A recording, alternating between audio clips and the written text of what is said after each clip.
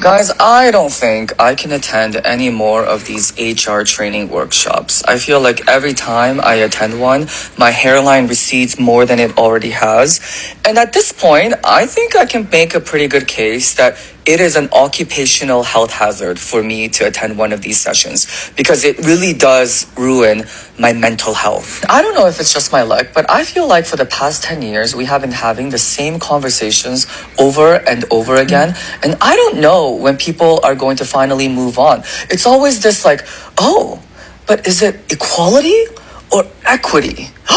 Just because you have a seat at the table doesn't mean that you have a voice at the table.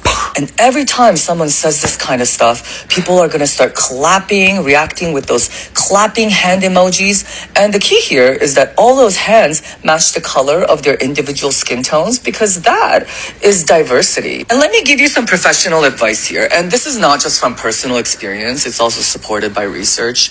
But if you ever decide to speak up on this kind of stuff, make sure that you're willing to quit your job if you have to. Research has actually shown that when marginalized people speak up on these issues in the workplace, it generally actually hurts their careers. When you first bring the issue up, everyone's going to act like they care. And in 2023, everyone knows what the right things to say are. They'll be like, oh my gosh, thank you for raising awareness of this issue.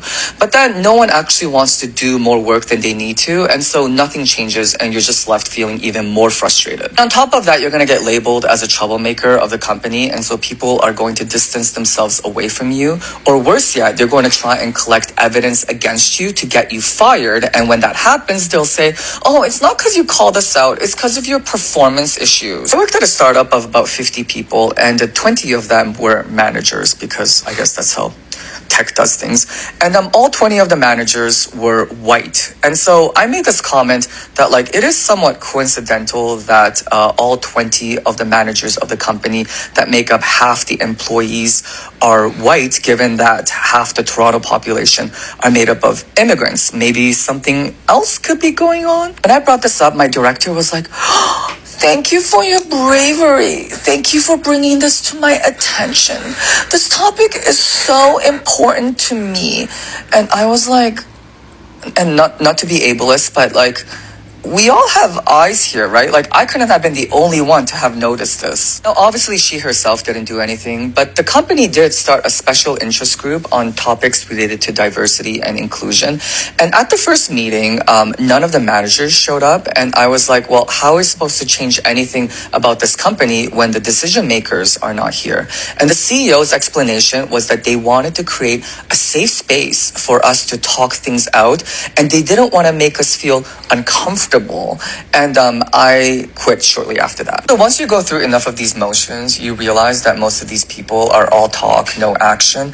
And I'm constantly reminded of this fact when I go to these HR workshops because they just don't sound real to me. If HR is watching this, I want you to know that this is a hypothetical situation.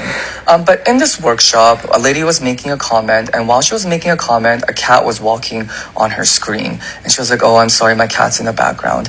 And after she finished her comment, the moderator goes, I want to commend you on acknowledging your cat because we also need to take our furry friends into consideration in this hybrid working environment because many of us are working with animals while working from home.